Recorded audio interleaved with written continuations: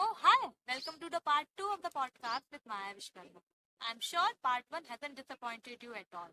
And if it's so, then part 2 will not disappoint you as well. Stay tuned to the end of this podcast and you will know a lot about Sukama Foundation and Maya Vishkarma. Tell us in the comment below what are the parts you like the most. And we will see you later. Bye-bye.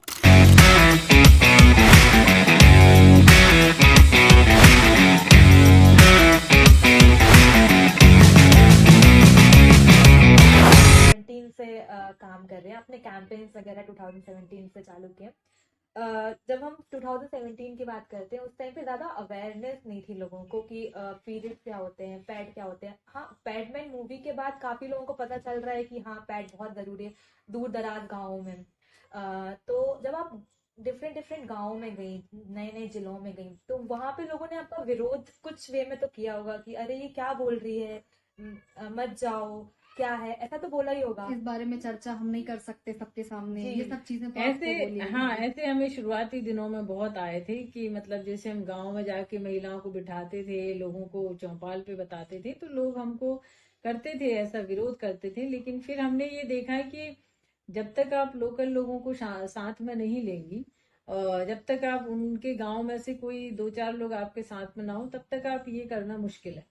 तो हमने ऐसे जागरूक लोगों को हमने सम्मिलित किया कि भाई चलो, ये काम है, आपके लिए फायदे का है, तो कम से कम हम सब इसको करें। और एक जेन्युइन समस्या है, तो एक बार जब शुरू करते थे तो वो लोग भी समझते थे, और वो लोग जब लड़के लोग पुरुष लोग समझते थे, और उसको करने के बाद वो लोग और इंटरेस्ट लेते थे, फिर हमारे पास आते थे कि हमारे घर में भी है, हमारे घर में भी है, अब हम क्या करें।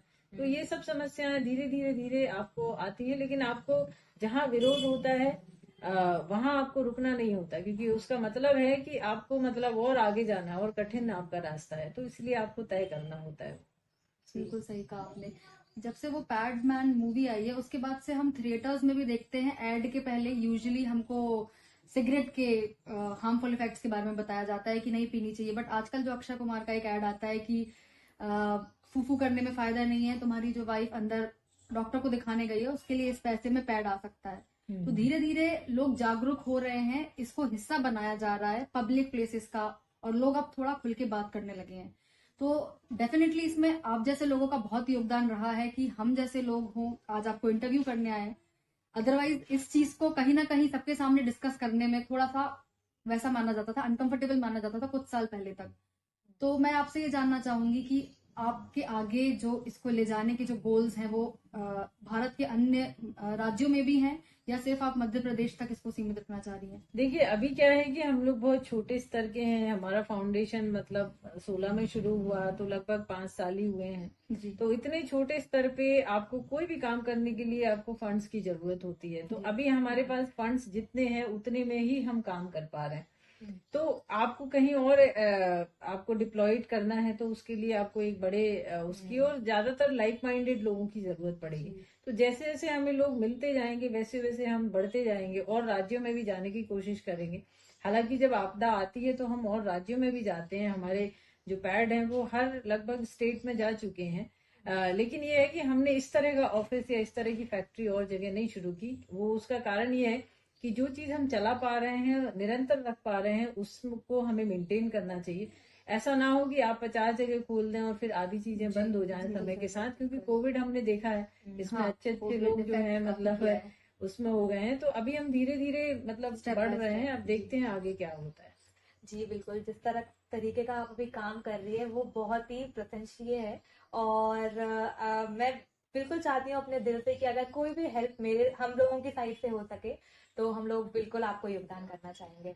बिल्कुल, आप सभी लोगों का, आप जैसे यंग लोगों का इसमें स्वागत है। आप जुड़िए, क्योंकि ये मतलब मेरी संस्था नहीं है, ये मेरा काम नहीं है, ये हम सबका काम है। क्योंकि एक माया विश्वकर्मा पूरे भारत में नहीं जा सकती और पूरा काम नहीं कर सकती। तो हम जैसे बनने की बहुत जरूरत है, क्योंकि हम इसके अलावा मतलब पैड का काम करते हैं, टेलीमेडिसिन का काम करते हैं, बच्चों को पढ़ाने का काम करते हैं। क्योंकि शिक्षा, स्वास्थ्य, ये 2 चीज हमारी प्रायोरिटीज हैं। और एम्पावरमेंट मतलब विमेन को यदि हम सक्षम बनाए, उनको रोजगार दें, तो कहीं ना कहीं वो भी एक अपना समाज में स्टैंड लेती हैं और बुराइयों के खिलाफ लड़ती हैं। तो इसलिए हमको ये इश्यूज पे हम काम कर रहे हैं। तो आपको जिसमें भी रुचि है आप उसमें जुड़ सकते हैं, और बेहतर है मतलब यंग लोग जुड़े और इस चीज को समझे, क्योंकि बदलाव जो है वो एक नई युवा पीढ़ी लाती है। बिल्कुल तो मेरा ऐसा मानना है। बिल्कुल बिल्कुल। तो इसीलिए मैं भी चाहती हूँ इस वीडियो के माध्यम से ही सबको, कि आप जिस माध्यम से भी जैसे जुड़े, हमारे पास बहुत काम है, आप आइए जुड़िए और सब मिलके करते हैं ये हमारा भी जो पर्पस था आपके पास आने का, कि हम चाहते थे जो ये इशू है पता चले लोगों को कि नरसिंहपुर में भी ये चीजें हो रही हैं और इसको हम कैसे आगे बढ़ा सकते हैं। जरूरी नहीं है मतलब कि आप आके ही चीजें करो, आप सोशल मीडिया के थ्रू भी इस चीज को आगे ले जा सकते हैं। तो इसलिए हमारा एक यही पर्पस था कि हम अपने जैसे लोगों तक पहुंचे थ्रू दिस मीडियम, और लोगों को बताएं कि ये काम हो रहा है और आप भी आइए हमसे जुड़िए, और क्योंकि बहुत जरूरत है। बिल्कुल बिल्कुल और सही लोग, कहा आई एम श्योर ये पॉडकास्ट सुनने के बाद, ये वीडियो देखने के बाद डेफिनेटली बहुत सारे लोग आपसे जुड़ना चाहेंगे और बहुत सारे लोग इस काम को आगे बढ़ाना चाहेंगे। तो बिल्कुल सब लोग जुड़ सकते हैं। मैं फेसबुक पे हूँ, इंस्टाग्राम पे हूँ, फाउंडेशन भी फेसबुक पे है, इंस्टाग्राम पे है। आप ईमेल भी बहुत सिंपल है, sukarmafoundation@gmail.com। वेबसाइट है हमारी sukarmafoundation.org। तो बहुत सारी जगह मतलब फोन नंबर्स हैं, आप देख सकते हैं। गूगल एक बार खोलेंगे तो आपको बहुत सारी और भी चीजें मिलेंगी। तो जुड़िए, आपको जैसे जुड़ना है, जैसे काम करना है, आप जहाँ हैं वहाँ काम करना है, आप किसी भी प्रकार से हमसे कनेक्ट हो सकते हैं। बिल्कुल, बहुत ही अच्छा लगा हमें आपके सारे अनुभव जान के।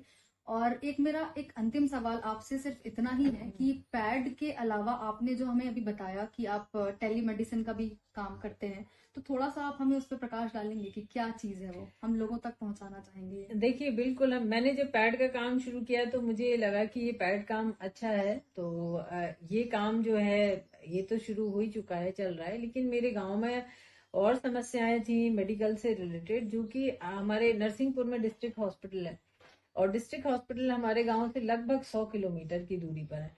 अब 100 किलोमीटर तक हमारे गांव का मरीज आने से पहले 50 बार सोचेगा कि मेरे पास उतने पैसे हैं कि नहीं, पब्लिक ट्रांसपोर्टेशन नहीं है, और जो बीमारी है वो कैसे वहां किसको दिखाऊंगा, मुझे तो बात करना नहीं आता। तो ये बहुत सारी समस्याएं थी। तो लगा कि इसको कैसे वहीं पर एड्रेस किया जा सकता है। तो चूंकि मैं सिलिकॉन वैली में रहती हूँ, तो वहां पर हर नई टेक्नोलॉजी को पहले मतलब प्राथमिकता मिलती है, देखने मिलता है। तो मैंने भी एक कॉन्फ्रेंस में टेलीमेडिसिन का एक कॉन्सेप्ट देखा, एक कंपनी को देखा कि वो कैसे रिमोटली जाके काम करते हैं, और जगह जगह जहाँ वाईफाई और बिजली होती है वहां पे क्लिनिक लगाते हैं, अपना सेटअप करते हैं।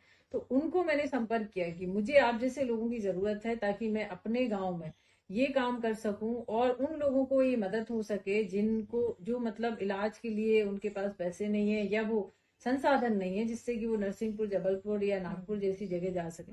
तो हमने 3 साल पहले वो काम की शुरुआत की, जब कोविड नहीं था। और उसमें करने से ये फायदा हुआ कि मतलब पूरा फुली ऑटोमेटेड है, और मतलब आपको बेसिक जो टेस्ट हैं, बेसिक बीमारियां हैं, वो वहां हो जाती हैं। और उससे मतलब एक रोजगार भी जनरेट हुआ है कि हमारे गांव की 2 लड़कियां और एक और हमने नर्स को रखा है जो बाहर से आती हैं। तो ऐसी 3 महिलाएं उस क्लिनिक में काम करती हैं, और जो भी मतलब परेशानी होती है रोजमर्रा की, वो वहां पर उनका इलाज होता है। और सबसे बड़ी बात कि हम ये देखते हैं आमतौर से हमारे घरों में कि हम लोग खेती या मजदूरी, 2 चीजें ही हैं हमारे यहाँ की मेजर। तो खेती मजदूरी में ये होता है कि जब आपको फुर्सत मिलेगी तब आप डॉक्टर के पास जाएंगे। तो महिलाएं जो हैं संकोच में नहीं कह पाती हैं कि भैया हमें जा तकलीफ है, हमें ले चलो, मतलब कई दिन तक जो सोचते हैं कि अब तनक चल रही है, धक रही है, चल जाए। तो इस परेशानी में उनकी बीमारियां बढ़ जाती हैं, और बढ़ने के कारण जो है उनका एक तो समय और पैसा और हर चीज ज्यादा जाता है, और वो कभी हद तक जो है काफी हद तक ठीक नहीं हो पाती। तो हमें ऐसा लगता है कि जब से हमने गांव में शुरू किया, तब से हर महिला अपना भोजन पानी बना के दोपहर का, और वो हमारे क्लिनिक आ जाती कि भाई हमें वाटर लगा दो, हमें जो दिक्कत। तो वो खुद से आने लगी, उनका ट्रांसपोर्टेशन बच रहा है, उनको पैसे भी नहीं लग रहे हैं, बहुत कम मिनिमम चार्ज करते हैं हम लोग फीस, जो कि कोरोना के समय अभी हमने फ्री कर रखा है। बच्चे जो हैं वो छोटे छोटे जो हैं, महिलाएं नहीं लेके जा पाती, बच्चे हमारे यहाँ छोटे आते जिनको नेबुलाइजर की जरूरत है, किसी बुजुर्ग को यदि बीपी डेली चेक करना है, ब्लड प्रेशर चेक करना, शुगर चेक करना है, वो खुद से हमारे यहाँ रेगुलर अपना एक रिकॉर्ड कायम करते हैं। तो इसलिए ये सब चीजों के लिए मतलब आपको नरसिंहपुर आने की जरूरत नहीं है। वो सब चीजें छोटे क्लिनिक में इस तरह की सुविधाएं जुटा के भी हो सकती हैं। तो ये हमारा ओवरऑल लगभग 3 साल से चल रहा है, और कोरोना में तो एक तरह से वरदान था कि वहां पर लोगों को काफी राहत मिली। मैं आपसे एक और बात पूछना चाहूंगी, ये लास्ट है। जैसे कि अगर हम देखा जाए स्कूल में, जब मैं स्कूल में पढ़ती थी तो मेरे पीरियड्स आना चालू हुए थे जब मैं 6th क्लास में थी, मतलब जब 11-12 साल की थी। तो जब मेरे पीरियड्स आने चालू हुए तो मुझे आइडिया नहीं था। मेरे घर पे मेरी मम्मी है, पापा है, और उस टाइम मुझे आइडिया नहीं था कि पीरियड्स क्या होता है। 10-12 साल की लड़की को नहीं होता है।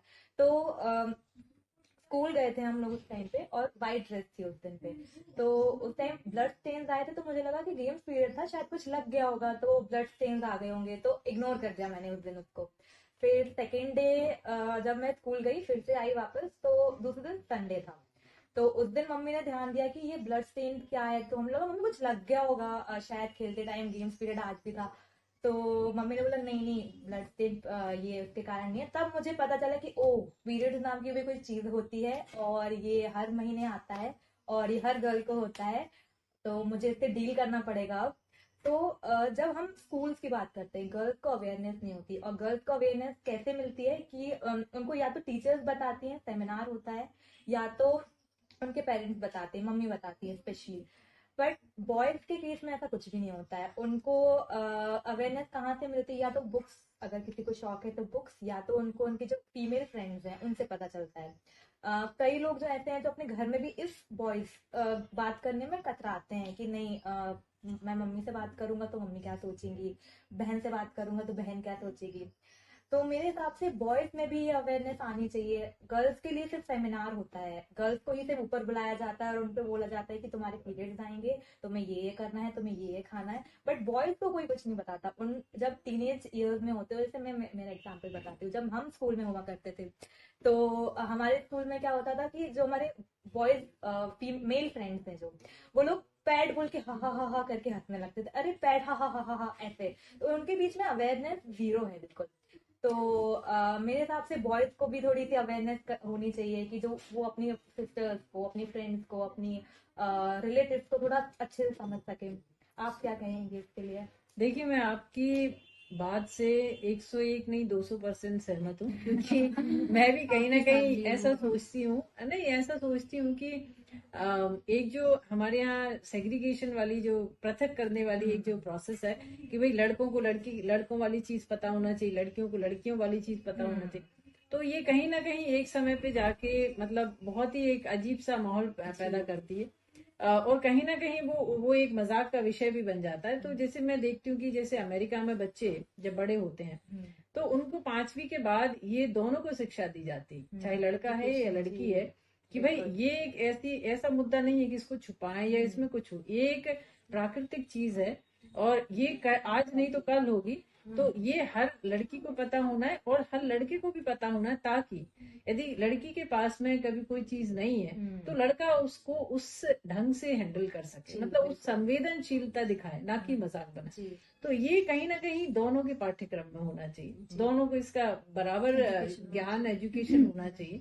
और अभी हमारे यहाँ तक मतलब मेरे सामने ये चैलेंजेस बहुत आते हैं कि जब मैं रिमोट में जाती हूँ, यही नरसिंहपुर के आसपास बहुत सारे ऐसे गांव थे जिनका मैं नाम नहीं लेना चाहूंगी, लेकिन मैं इतनी दूर गई हूँ कि मास्टर जी को बोला कि मास्टर जी ऐसे ऐसी हम बात करने वाले, तो मास्टर जी कहते हैं अभी रुकिए, हम आपको कुछ लड़कियों को इकट्ठा कर देंगे और हम दूर चले जाएंगे, और लड़के तो है ही नहीं है, तो इसलिए अब आप आपस में बात कर लिए। अब आप देखिए, दुविधा ये है कि उन स्कूल में महिला टीचर भी नहीं है जो कि उन लड़कियों को ये बता पाए, तो अब लड़कियां कैसे आगे बढ़ेंगी या क्या करेंगी? तो अभी हम बहुत पीछे हैं। मतलब आप जिस लेवल पे बात कर रही हैं, मैं जिस पे सोच रही हूँ, उससे यदि हम नीचे वाली सीढ़ी में जाएं तो बहुत आगे आने की जरूरत है, बहुत काम करने की जरूरत है, लेकिन शुरुआत कहीं से होती है। तो अभी शुरुआत है, आप और हम बात कर रहे हैं, अच्छा लग रहा है, तो ये आगे बढ़े, और इसको सुन रहे हैं जो लोग, वो भी इस पे ध्यान दें कि भाई ये सब हम लोगों की बात नहीं है, आपकी है, आप जाइए, बताइए, बात करिए। इट्स अ नेचुरल फिनोमेना, ये हर लड़की के साथ होता है, उसमें कुछ भी अलग नहीं है, कुछ नया नहीं है, लाइक कुछ वियर्ड नहीं है, ये इट्स वेरी नॉर्मल। नॉर्मल एक वर्ड यूज करेंगे कि ये बहुत नॉर्मल है। और इसको अलग करने की भी जरूरत नहीं है कि इसको घिना मानने की या खराब मानने की ये जरूरत नहीं है। कुछ लोग होते हैं ना जो सोचते हैं ये चीज कि लड़कियों को पीरियड इसलिए हो रहे हैं क्योंकि उन्हें पिछले जन्म में कोई गंदे पाप किए हैं तो उसका वो निकल रहा है। मैं इस देयर बात आर को मेनी टैबूज। मैं ये बात सुन के शॉक हो गई थी जब मुझे ये बात पता चली कि लोग ये तक मानते हैं कि लड़कियां जो पाप करती हैं उनका वो प्रायश्चित निकल रहा है वहां पे। तो I was very shocked after listening this. और भी बहुत सारे टैबूज हैं। अगर हम नरसिंहपुर की बात करें तो जहाँ हम अभी रह रहे हैं, हम वो टैबू से निकल कर आ रहे हैं अभी कि घर में मम्मी बोलती हैं कि नहीं तुम अगर अचार छुओगी तो अचार खराब हो जाएगा, पापड़ छुओगी तो पापड़ खराब हो जाएंगे, भगवान के कमरे में जाओगे तो भगवान का कमरा अशुद्ध हो जाएगा। मतलब आई डोंट थिंक तो कि वहाँ पे अशुद्धि और शुद्धि वाली कोई बात है। It's a natural process. तो उसको जस्ट अबाउट हाइजीन, जिसको कि लोगों ने कनेक्ट कर लिया है कि नहीं ये गंदा है, अनहाइजेनिक है। अगर आप प्रॉपर हाइजीन सब कुछ फॉलो करोगे तो ऐसा कुछ नहीं होता है। हम भी करके देख चुके हैं अपनी रियल लाइफ में प्रैक्टिकल कि कोई अचार पापड़ कुछ खराब नहीं होता है। But we can't just go in front of our parents और शेयर कि हमने ऐसा किया है, क्योंकि हमारे पेरेंट्स ही हमको डांटते हैं कि ये मत करो वो मत करो। एग्जैक्टली। जब मैं छोटी थी अभी, जब 10th 12th क्लास में थी तो my mother and my grandmother used to say नहीं नहीं मत छुओ खराब होगा। तो एक वो रहता है ना अंदर से कि नहीं नहीं क्यों होगा, मैं करके देखूंगी वो नहीं होगा। तो मैंने बहुत बार किया है, मैंने अचार पापड़ छू लिया है और मैंने अभी मम्मी को ये बात बताई कि मम्मी हम छू चुके हैं और कुछ नहीं हुआ है खराब। तो she used to scold me कि क्यों छुआ, नहीं छूना चाहिए, खराब होता है। तो they are still here, they are going on and on with us. और but what I think in this matter की जो हमारी जनरेशन है, मुझे ऐसा लगता है आगे आने वाले 10 साल इन चीजों को बहुत बदलेंगे। बिकॉज एजुकेशन, अवेयरनेस, ये सारी चीजें बहुत आगे लेके जाएंगी। और माया जी जो काम कर रही हैं, ऐसे और भी लोग हम जो इनसे प्रेरणा लेंगे और हम भी इनके डायरेक्शन में जाएंगे, अपने लेवल पे काम करेंगे। जरूरी नहीं है हम कुछ ऐसा कुछ करें, हम अपने आसपास की औरतों को शिक्षित करेंगे। अगर एक लड़की भी ठान ले कि हमें ये करना है और एक से जो चेन बढ़ती जाएगी, तो ट्रस्ट में आगे आने वाले 10 साल बहुत एक बेटर फ्यूचर लेके आएंगे इस चीज के लिए, और लोग इसके बारे में खुल के बात करेंगे। बिल्कुल बिल्कुल, बहुत अच्छा है आप लोगों की सोच को सही में सलाम। तो बिल्कुल बहुत अच्छा है, ये सब चीजें हम लोग के बात कर पा रहे हैं और एक जुड़ रहे हैं। तो आगे भी जुड़ेंगे, और भी मुद्दे हैं करने के लिए। जी तो बिल्कुल। बहुत अच्छा लगा आज आपने अपना समय निकाला और हम लोगों से बात की, और हम लोगों को भी बहुत सारी चीजें पता चली जो शायद नहीं पता थी। हर उम्र के पड़ाव में आप सीखते हैं। आज हम लोगों ने भी इस इंटरव्यू से और इसके पहले भी जो भी बात हुई, हमने बहुत कुछ सीखा और हम आगे पास ऑन करेंगे इस वीडियो के थ्रू भी, और घर जाके भी आजू बाजू सबको जब बात करेंगे। तो ma'am thank you so much, आपने इतना समय दिया, बहुत अच्छा लगा। Thank you so much. Thank you ma'am. Thank you सभी को।